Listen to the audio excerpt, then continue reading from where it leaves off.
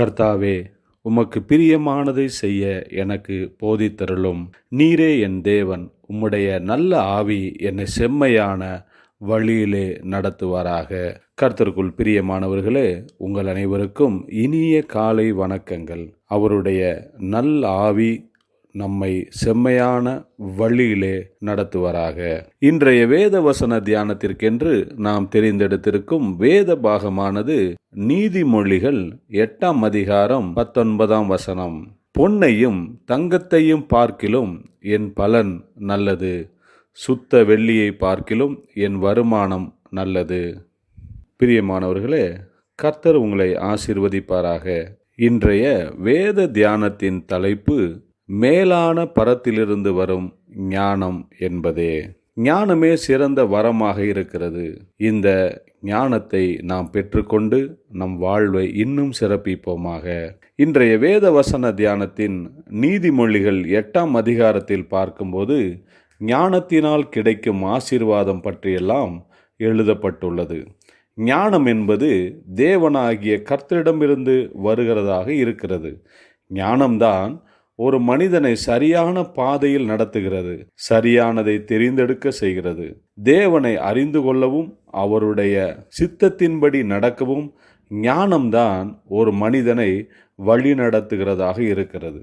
ஒருவருக்கு பல காரியங்களை பற்றிய, பல விஷயங்களை பற்றிய பொதுவான அறிவு இருக்கலாம். அதோடு கூட தேவ ஞானமும் சேரும்போதுதான் அவருடைய வாழ்க்கையின் சரியான அர்த்தம் வெளிப்படுகிறதா இருக்கிறது.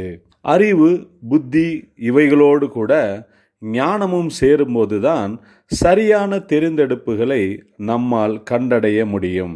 இந்த ஞானம் என்பது இந்த உலகத்தின் படிப்பு, சித்தாந்தம் மற்றும் விலை உயர்ந்த ஒரு பொருளாக எங்கும் இதை வாங்க முடியாது என்று இந்த நீதிமொழிகள் 8ஆம் அதிகாரத்தில் வாசிக்கிறோம். இன்றைய தியான வசனத்திலும் கூட பொன்னையும் தங்கத்தையும் பார்க்கிலும் என் பலன் நல்லது என்று இந்த ஞானம் சொல்லுகிறது. ஏனென்றால் ஞானத்தினால்தான் ஜீவன், வாழ்க்கை, தேவனை பற்றி அறிந்து கொள்ளுவது, இன்னும் அவரை தெரிந்து கொள்ளுவது, அவருடைய அன்பை அனுபவிப்பது, இது எல்லாமே ஞானத்தினால்தான் நமக்கு கிடைக்கிறது. ஞானமே சிறந்த வரமாக இருக்கிறது. அதுவே விலையேறப்பெற்ற ஆதாயமாக இருக்கிறது. ஞானம் ஜீவ விருட்சமாக இருக்கிறது.